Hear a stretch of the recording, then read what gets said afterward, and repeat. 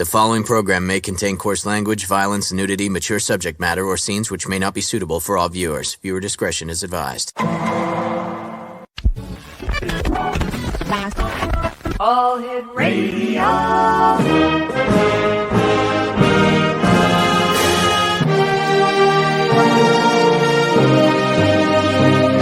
Welcome to the X Zone, a place where fact is fiction and fiction is reality. Now, here's your host, Rob McConnell. And welcome, everyone, to the X Zone. I am Rob McConnell. We're coming to you from our broadcast center and studios in St. Catharines, Ontario, Canada.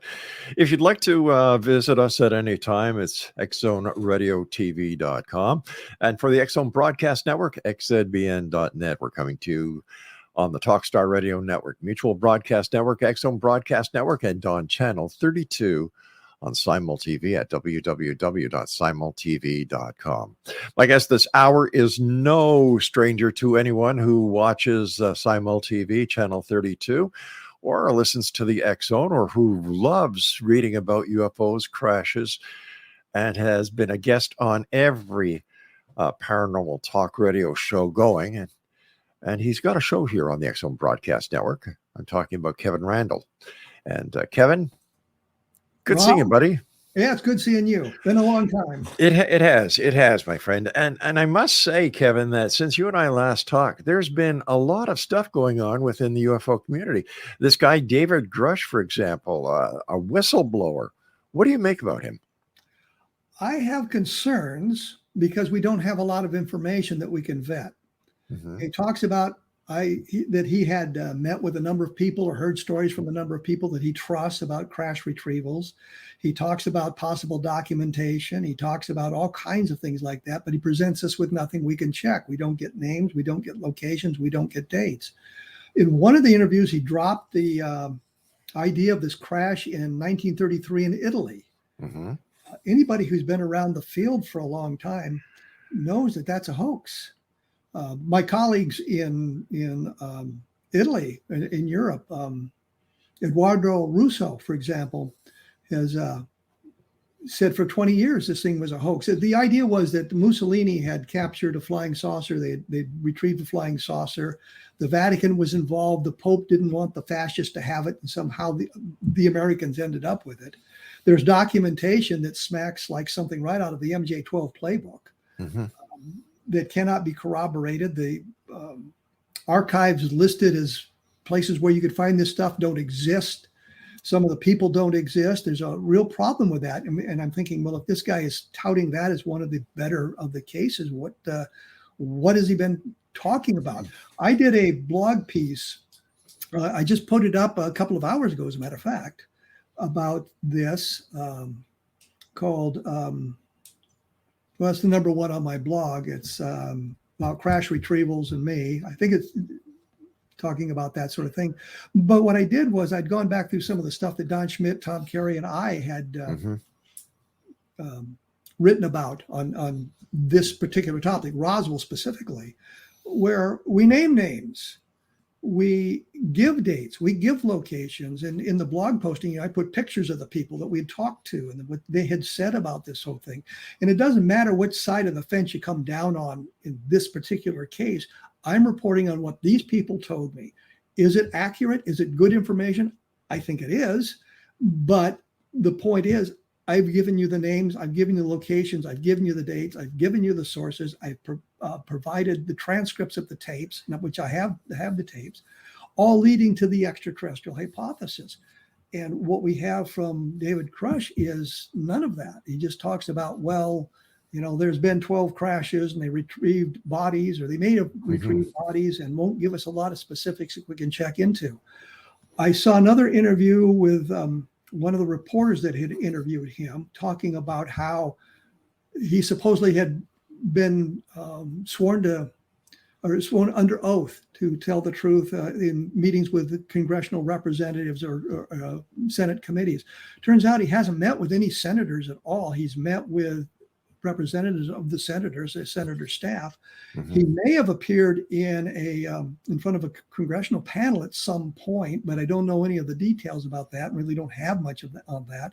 So we don't know if he was sworn in. to tell the truth. We don't know anything about that. And all we get are promises about what's going to come in the future. I am hopeful that what he's saying is the truth and it will be borne out in the future. But until we get to that point, we have to be very cautious and very skeptical of what's being said. What danger does he pose to the UFO community? He is getting an awful lot of interest from the mainstream media, which is kind of frightening given their attitudes. I know when Don Schmidt and I were going to meet with reporters for the Chicago Tribune, it ended up we were met in the hallway by an intern who told us that the editors just didn't believe this stuff and didn't want to hear about it. But they did meet with us and we did chat with them about it. I don't know what the story was when they finally did it. But if it blows up in our faces, which it can, it's going to be kind of like Condon Committee 3.0, which means simply for a long time after the Condon Committee report, that was the University of Colorado study in the late 1960s, it concluded there was nothing to this. For a long time after that, the go-to position of the skeptical community, and somewhat rightly so, was, well, the scientific community investigated this and they found there was nothing to it. In the interim, the last 50 years, we have gotten access to files, to letters, to documentation that shows us that the Condon Committee was a put-up job, that the Air Force wanted out of the UFO investigation. And there was an Air Force officer named Hippler who wrote to members of the Condon Committee, says, here's what we'd like you to find. We'd like you to find the Air Force had done a good job. There's nothing to this. And the Air Force should get out of the job of investigating UFOs. And lo and behold, 18 months later, what did they find? Those three things, but they'd agreed to it prior to the beginning of the investigation. The Roswell case, which I think is a very strong case, given the number of witnesses, given the interaction with the environment, given the hints that Air Force officers were involved, given the sheriff's report of what he'd seen, very strong case. They devoted 1 or 2 lines to it, which was saying, well, basically we couldn't get a hold of the cars, which were supposedly stalled at level land. We couldn't do any of the investigation, so we didn't do anything with it. And we can think of no way in which a electromagnetic field could suppress the car engine and then remove that field and the car engine would restart spontaneously. And I thought, well, there's a darn good question. Let's look into that. So I went through some probably 500 or 600 reports of UFOs interfering with the operation of vehicles. Mark Roddicker done a long report on that. Mm-hmm. And there's other sources that I was able to access. And I found out in the vast majority of the cases, the witness did not report the car starting spontaneously, but that the witness took some action. And they would say things like, once the UFO was gone, the car started normally. Well, did you twist the key? Did you do anything to make the car start? Only in a couple of the cases did the witness suggest the vehicle had started spontaneously. So their rejection of the level land type cases with stalled cars was not adequately researched. So I look at all of that stuff, but the point simply is, even with that, the Condon Committee report kind of suppressed UFO information for a long time because that was the go-to point. The scientific investigation didn't find anything to UFOs. And if this blows up, I fear that we're going to be, well, we had all this stuff about this whistleblower, and it turned out there was some problems with his testimony. Is it possible, Kevin, that this is the result of the American military wearing mud on their face after the Chinese balloon fiascos, that they needed to do something? They needed to get a distraction from that and put it back on UFOs, like many people believe they did going back to the Roswell days. I don't think that the Chinese balloon fiasco, and that's a good term for it, by the way, really had anything to do with this, because this predated that. But so, his media exposure predated the. Oh, I'm sorry, but I was thinking in terms of this push for more information that goes back to. No, I'm talking about David Grusch coming out and all this whistleblowing after the Chinese balloon fiasco. In intelligence, if you discover a leak, the thing you do is pump the leak with bad information to discredit all the information. And that might be the case here. Well, the leak is the Chinese balloon fiasco, and we pump this information out there. Now everybody's distracted talking about UFOs, or as they insist on calling them, UAPs. And we seem to be getting more interest. But I sat in on the when Sean Kirkpatrick sat in front of the Senate committee. It was the chairman of the committee, the senator from Iowa, Joni Ernst, and I think one other person sitting there questioning this guy. And you've got this huge room, and you've got this table with all these seats.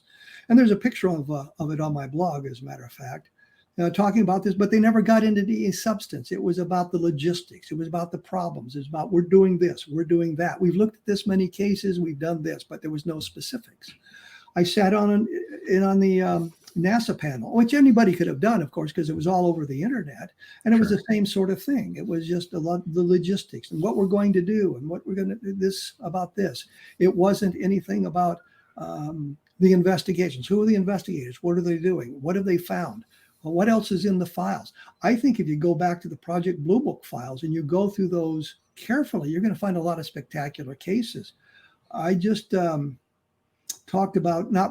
recently talked about the case from Austin, Texas, one of the last unidentifieds in the Project Blue Book files. What happened there was a guy had a sighting. He was in sight for 10 minutes. It was a cigar-shaped craft. He said that he'd stopped. He was watching it. He flashed the only code he could think, which was 3.14. And I'm thinking, great, if the aliens are using base 10 for their mathematical calculations, and if they're not, the 3.14 might not mean anything to them.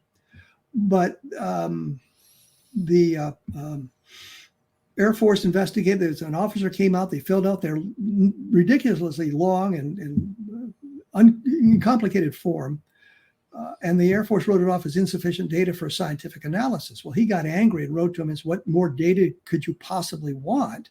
We filled out your form. The lieutenant, his name was Foreman, by the way, filled it out as completely as he could. I don't know what more I could tell you about this. And they finally categorized it as unidentified. But the point is they first inclination was put it in insufficient data for scientific analysis. And when you look at that, I estimate there's 4,000 to 5,000 cases in the Blue Book files that are insufficient data. That's not a solution. That's a categorization that gets it away from the dreaded unidentified category. And I think that's one of the things that we need to look at. There's good history here if we go back and we research it carefully. If in fact the information that David Grusch was spreading with the media, would it not make sense that if it was true that the government would in fact throw it under national security and cause a media blackout? Well, in this country, that'd be very difficult to do, especially with the information that's come out. They have to be very careful on that respect, because if they push too hard in that direction, then sometimes reporters actually do their jobs and do investigative journalism and cause more trouble than it's worth. But I think that the problem here is he's not given us anything to really work with. He's talking about people that he's talked to.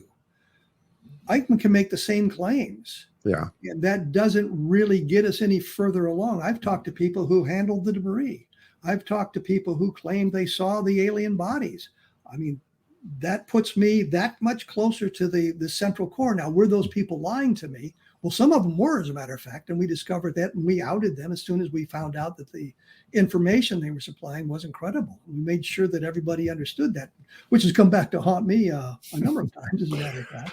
Hey, Kevin, I hate to do this to you, my friend. We've got to take a commercial break. I believe your blog spot is kevinrandle.blogspot.com. Am I correct? Yes, you are correct. Geez, I wonder why I keep on remembering that one. Kevin Randle, great seeing you, my friend. Thanks very much for joining us tonight. And Kevin and I will return on the other side of this break as the X Zone continues with yours truly, Rob McConnell, from our broadcast center and studios in St. Catharines, Ontario. Check us out online at www.xzoneradiotv.com. Welcome back, everyone. KevinRandle.blogspot.com is the website for the gentleman who you see with me here on the screen tonight, my good friend Kevin Randle. Kevin, why would a whistleblower blow his whistle if he's taken an oath to keep secrets?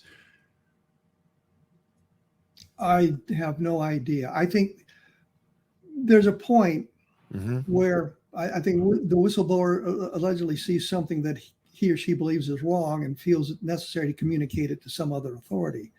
And oftentimes that's a good thing. But there's others who are labeled as whistleblowers. I mean, all we know right now is that we are hearing rumors, things that he overheard, things that people told him about, but he hasn't presented any evidence. So what kind of whistleblowing is that? I think he was annoyed that he's heard these stories about UFO crashes, and that the ARROW, the new acronym for the investigation of UFOs, didn't have any information on this or access to that information, and he thought that was something that should be in their purview. Which of course, if they're investigating UFOs or UAPs or whatever in over the United States, that should be information they should have. The historical aspect of it should be there. So that would be one of the reasons you'd have a whistleblower doing something like that. But and Jerry Clark warned me about being too pessimistic about this. We really need more information before we can draw a complete and total conclusion about what he's saying and how valid it is. But the little bit of information we have leads me into the direction that suggests maybe this isn't as outstanding, wasn't as exciting as is being made out to be in the media. I watched a reporter where he was talking about, he mentioned, or one of his cohorts mentioned, that there might have been crew recovered. And she said, well, she'll send chills down my spine, shivers and chills down my spine, hearing this. And I'm thinking, good Lord, Don Schmidt and I were talking about this 30 years ago. It didn't send shivers down anybody's spine then. And they just relegated us to the tinfoil hat brigade type thing. They're too sophisticated being in UFOs.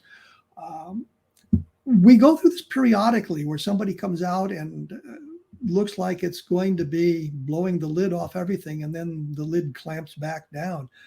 John Greenwald just put up a piece, I think a week ago last Monday, where he mentioned that some of the exceptions to the FOIA request, the Freedom of Information request, have been strengthened, making it more difficult to get FOIA requests on certain aspects of this stuff. Rather than moving toward open transparency, we're moving a little bit away from that.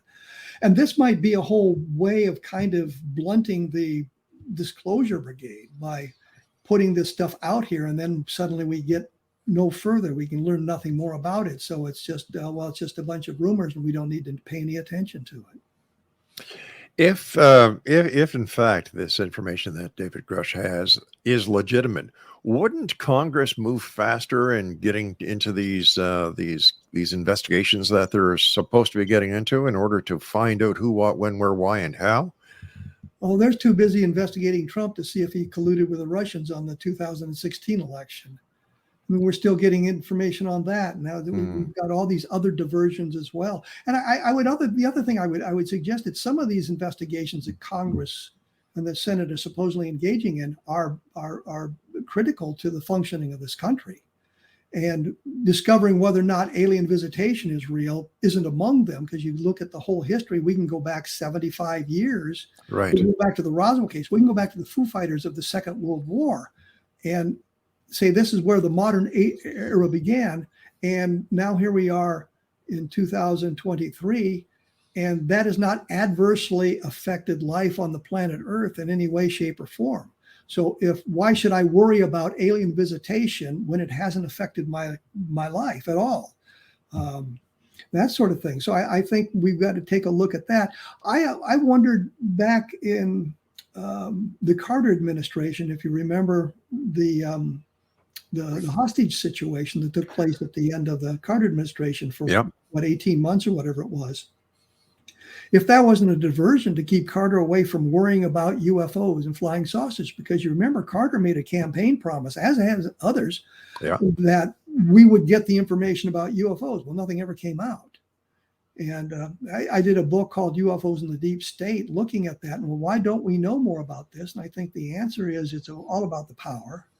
And if you talk too much about UFOs, if there really is alien visitation and you talk too much about it, your power may be diffused. And so it's about the power and the money. Dan Sheehan, who is a lawyer, told me, and I recount this in the book, told me that he had been asked by Carter to take a look at some of the UFO stuff. And he saw the secret Project Blue Book files are part of them that showed photographs of a crash saucer and that sort of thing. But more importantly, Sheehan was telling me that when Carter met with George H.W. Bush, who at the time was the director of Central Intelligence, and they're discussing all these sorts of things, and Bush said to him, I would like to remain as the director of Central Intelligence when you take over. And Carter said, well, I'm bringing in my own guy. And then the topic moved to UFOs, and Carter asked him something about UFOs. And he said, well, I can't tell you about that. It's highly classified. You're not the president yet. Here's the guy who's going to become president. And the director of Central Intelligence said, well, I'm not going to discuss that with you. And I think the other dodge they use is, well, gee, Mr. President, there are all sorts of agencies involved in this investigation. And what we have to take a look at, we have to pull all this information together and we'll get you a comprehensive report. And somehow that report never gets to them. And that's what we've been seeing for the last, 2.5 years. We're going to investigate this. We've created how many offices to investigate? We're going to have congressional hearings. We've had how many of those? And we've gotten absolutely nothing. If Carter asked Bush about the UFO question, and Bush said, well, no, too bad you're not president yet.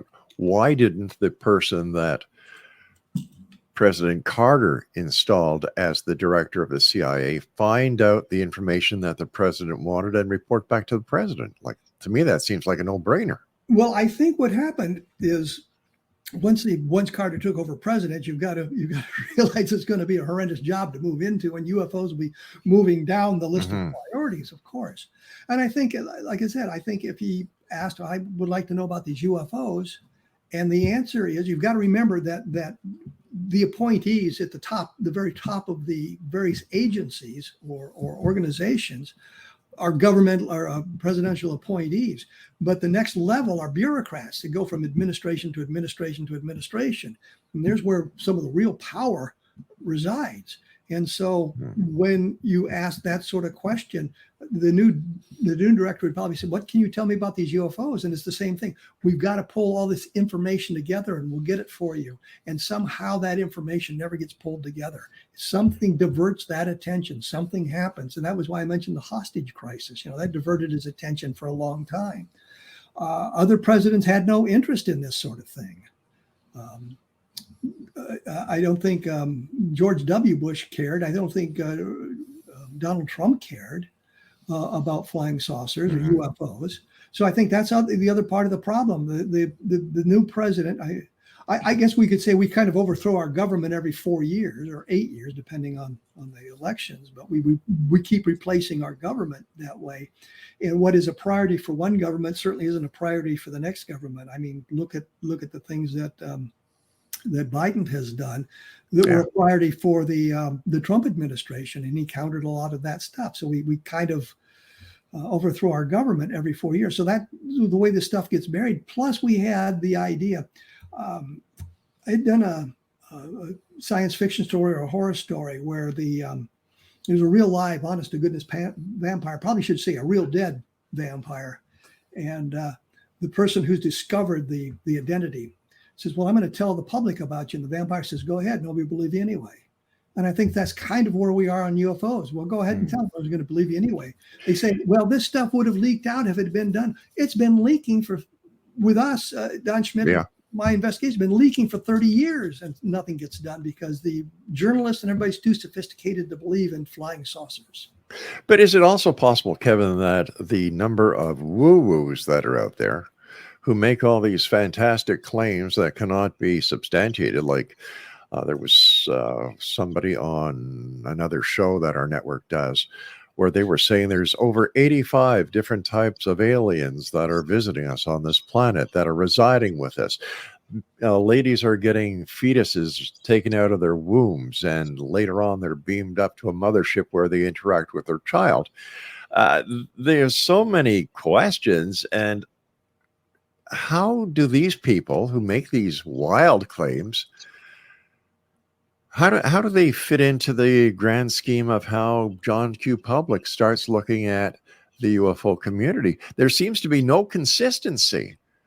And if these were real events, would there not be more consistency with the reportings as well as the sightings and the type of saucers or the type of craft? Like, it seems that they're all over the board. That's one of the big problems, and we have to separate the wheat from the chaff. That's the problem we all run into. We've got all the people out there telling these stories. John Mack said at one time, being an abductee is not a club you'd want to join. And I'm thinking it's absolutely a club these people want to join, because it gives them a sense of community. It gives them a sense of brotherhood. I am abductee, and these are all my friends who are abductees, and we bond over that sort of thing. So it's truly a club. We have the researchers like John Mack and Bud Hopkins, who I think, to be fair to them, were unconsciously impressing their abductees with their own research conclusions. And John Mack actually said a number of times that he was struck by the idea that the abductees seemed to find the researcher whose research validates their experience. John Mack got the aliens with an Eastern philosophy, and Bud Hopkins got the cold calculating scientist, and David Jacobs, I'm going to say David Temple, he taught at Temple University. David Jacobs got the hybrids with the idea of invading the earth, and it was they get their own thing. And you take a look at their transcripts, and you can see, if you're looking for it, you can see the subtle influence the researcher, the operator, the hypnotist exerts on the people. So we have that problem to deal with. So you have to take a look at all of that. But and that's what I'm saying. We had I think the electromagnetic effects might be a good way to go with this. There's a lot of consistency inside those reports, but it's a small part of the overall UFO community. But we take a look at what happens with those people, and then we have to deal with people who are just making it up. They get their names in the newspaper, and sometimes their stories are spectacular, and they want to, or they've influenced the direction of research for a long time. We had to deal with the MJ12 documents that I'm absolutely convinced the researcher. In fact, I know that the person who released it, Bill Moore, had said to a number of different people he was thinking of creating a Roswell-like document because he'd run into a brick wall in his investigation. He thought if there was these documents out there that people who'd been involved at Roswell might be more talkative about what they had seen. I wasn't going to say reticent to talk. That's what they tried to break through. But the documents, he hinted about creating a document. Lo and behold, a few months later, 18 months later, he's got the MJ12 documents, and that diverted his research for a long time. I think the majority of the UFO population community now understands that the MJ12 documents are a hoax, but I still get arguments from people about those sorts of things. And or arguments about the Aztec case, or did you think about this? Did you think about that? You just had a Canadian minister send a letter to the Canadian government about, you've got to look at this stuff seriously, because you want to get caught up in the mystique of with the United States. It was a big deal a couple of weeks ago. And he referenced this 1950 stuff. And I'm thinking that could be Wilbur Smith. Yes. And Robert Saubacher. Yeah. And that stuff. And I looked at that and I said, but Saubacher, who verified the UFO flying saucer stuff, and said Behind the Flying Saucers, which was the book about the Aztec case, or part of the book about the Aztec case, was thoroughly debunked. And yet we're still dealing with that from 1950. So it's crazy. Hey, Kev, stand by. We've got to take our break, please. Don't go anywhere. Stay seated. No, stay seated. No need to stand up. Exonation, our guest is Kevin Randle, www.kevinrandle.blogspot.com, and we'll be back on the other side as we continue this fascinating conversation with our good friend. And you can listen to Kevin's replays and archives at www.xzbn.net. This is the X Zone. I am Rob McConnell. Kevin Randle and I return on the other side of this break. Don't go away. Just a couple of things to bring to your attention, Explanation. I was advised earlier today that there was problems with our stream at xzbn.net. That was due to a problem with our servers in the United Kingdom. That problem has been rectified. Everything is back running up at xzbn.net, where you can listen to the X-Zone Broadcast Network and a lot of our shows with our compliments. That gentleman you see on your screen, Kevin Randle, he's got his own show up there, A Different Perspective. And once again, his blogspot is kevinrandle.blogspot.com. Kevin, is it possible that we're looking at the wrong way to look for the evidence of UFOs as well as the extraterrestrial visitors that are coming here? Why do we expect them to be carbon-based units, and why do we expect their science to be like our science, that we can actually understand why, who, what, when, where, why? It seems that there's a lot of people who are putting too much of the human factor into this entire equation. There is some of that. I think part of the problem goes back to the science fiction movies of the 1930s, 1940s. Whenever they showed an alien, it was always a human in some kind of strange costume, things like that. And I think we've been kind of conditioned to that throughout the history of our media, simply because it's only recently that the capability to create really obnoxious looking aliens has been available to Hollywood and the other filmmakers. I think that's part of the problem. And I think that we all look at the idea that intelligence is going to evolve in a certain way, that you need the two eyes for the stereoscopic vision. You need an opposable thumb so you can grasp things. I'm not sure about walking upright as a necessary contributor to intelligence, but I think we look at our evolution and kind of apply it there. I've also said repeatedly that if my example used to be wonderful because it worked quite well, that if you took a VCR and a TV and a TV monitor and a power pack back to Merlin the Magician and showed it to him, and you got this black ribbon, the videotape, and if you know the secrets, you can get sound and color pictures off it and say, okay, here it is duplicated. And to do that, he would have to understand two things that are invisible: magnetism and electricity, which of course at that time frame they didn't understand that. I think that if we're dealing with an alien race and they've discovered a way of traveling the interstellar distances, which we can't do, and we talk theoretically on ways of doing it, but we really don't have the means to do it at this point. I don't know when we'll get the means. Although that kind of reminds me, and if you remember the movie Forbidden Planet, at the beginning as they're introducing it, they say men from Earth first reached the moon at the end of the 21st century. Well, it was like 15 years later from that movie that we actually got onto the moon.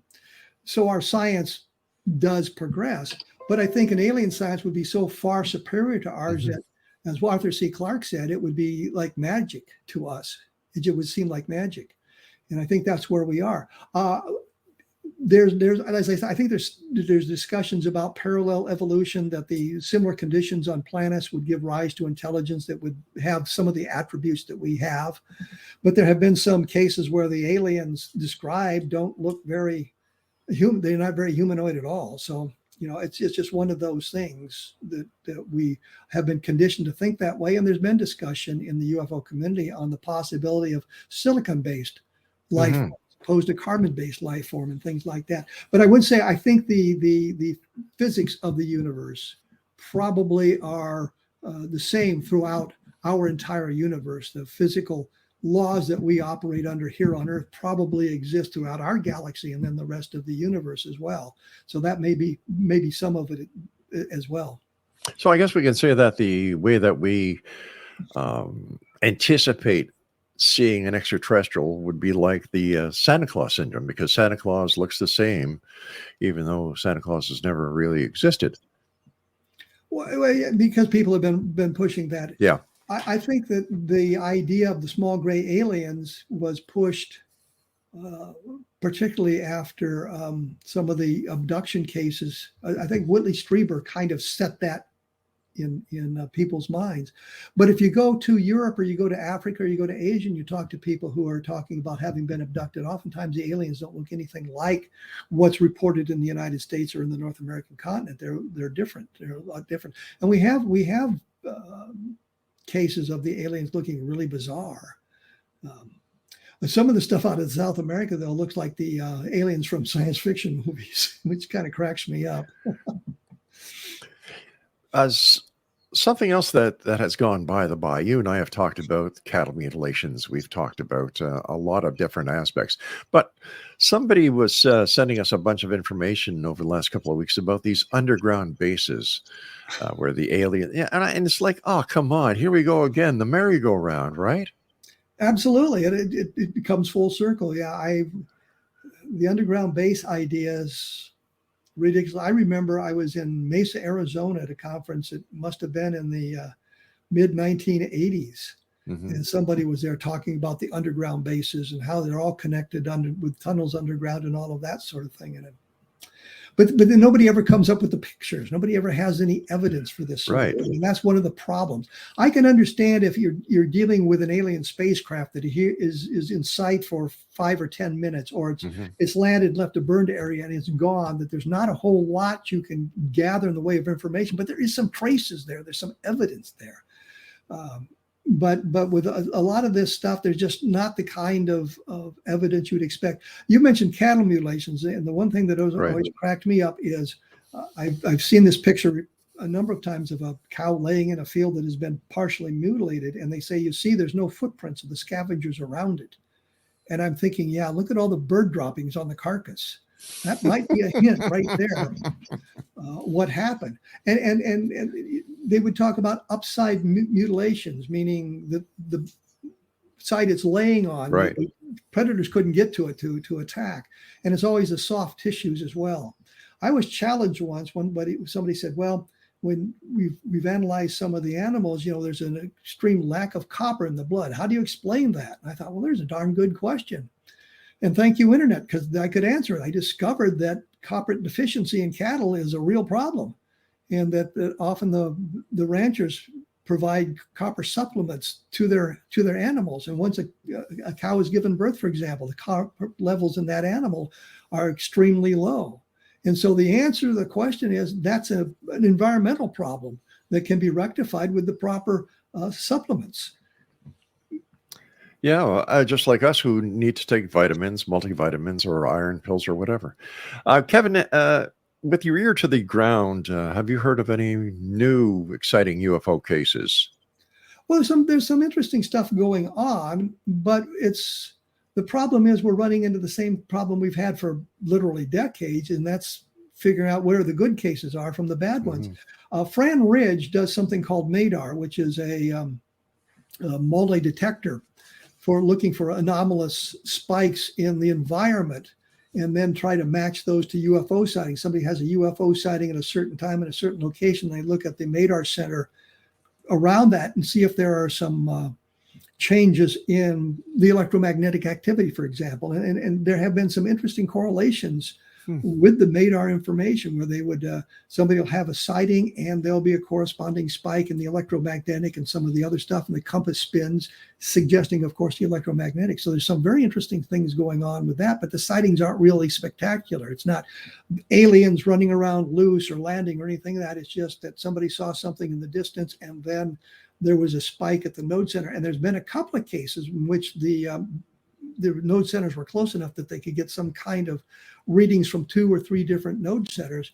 I had suggested to Fran that they try to get pictures or people around those node centers who would go out and look. And he said, yeah, we've already doing that. And so they're doing that sort of thing. And I think that's a wonderful bit of research, because if you've got a UFO sighting and you've got the instrumentality to record that independently of the sighting, and yet you can get somebody out there, some other people out there to look at the object and maybe photograph it, then you've got a nice body of evidence. So that's going on. It's all done outside the purview of the government or the Air Force or any of the investigations going on. It's something that's being done by private citizens. And I think it's a wonderful, wonderful project that people are dedicating their resources to purchasing the equipment and monitoring what's going on in their environment to see if there's any kind of correlation. What is your take on NASA apparently showing a greater interest in the UFO UAP phenomenon? Well, I sat there and sat through most of their presentations, and there just wasn't much there at all. It's the same sort of thing. Well, we're going to do this and we're going to do that, and we're partnering with these people to gather this sort of data. Right. But I think in the long run, what happens is the public interest in this wanes, and suddenly it just drops out of sight. The Air Force investigated UFOs for 22 years, and you can see spikes in the interest where they were really trying hard. The Ruppelt years, for example, in the 1951, 52, into 53, where he was gathering the data and they were doing legitimate investigations and all of that sort of thing. And yet, pretty soon the interest changed in the Air Force and nobody was doing it. They were filing the reports, throwing them away, or just not doing the follow-up investigation. So I'm just not enthusiastic about any of this because we've seen it all before. Kevin, is it possible that during the early days of ufology, going to the late 40s to the mid 50s, that the technology wasn't as attuned as it is now? And with the attunement of technology and the advancements of technology, that what could have made the UFO claim seem more probable isn't there today because of all the modern technology we have that is basically, trying to find out if it's true or not. I'd take it a step further, and I think that part of the problem we had in the 1940s and early 50s is the sophistication of the witnesses. We weren't all geared to what's in the sky around us or what environmental factors may produce some of these effects. So it's that what you've outlined, and that as well, we've become more sophisticated and realize that that's a meteor, regardless of what you say, that a meteor flying overhead can make a lot of noise, sonic booms and that sort of thing. So yeah, that's some of it right there. And we can spot that. I had a guy call me one day and said, did you see that flying saucer that came over just a few minutes ago? And I see how it's a Skylab. I saw it, or the Space Lab, space station. Right. International Space Station. He had seen that and watched it across the sky, and he called me and didn't realize what it was. Anytime Venus is near the moon, people are thinking that here's a spacecraft, or when Venus is at its closest and brightest, people are sometimes fooled by it, even today, but not so much today as it was in the past. Kevin, as always, talking to you makes time fly, my friend. It is truly a time-traveling experience when I talk to you. First of all, thank you so much for coming on the show, my friend.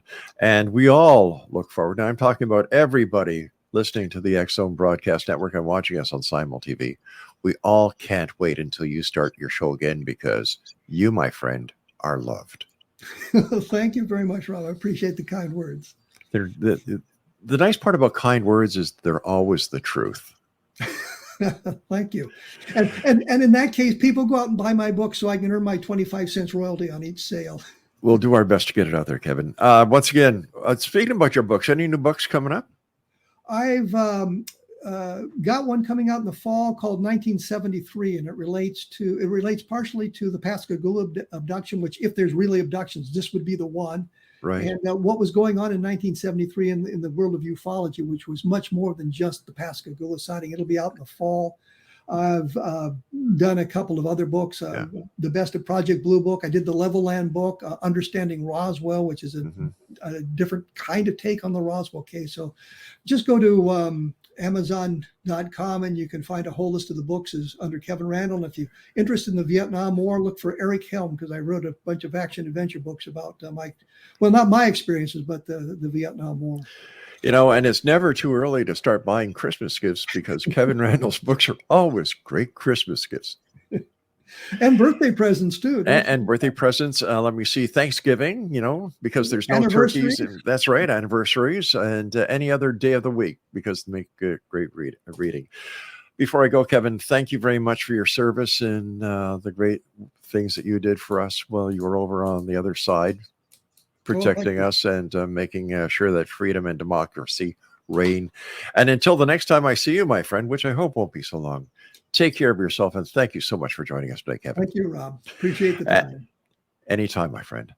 Exo Nation, that's it for this hour. I'll be back on the other side of the news as once again we continue here in the Exo from our broadcast center and studios in St. Catharines, Ontario. Don't forget, Kevin Randle's books are available on Amazon.com, and his website is kevinrandle.blogspot.com. I'm Rob McConnell. Exxon at exonradiotv.com is the website. And to contact me by email, exxon at exonradiotv.com. This is the Exxon. I am Rob McConnell. Catch you on the other side of the news.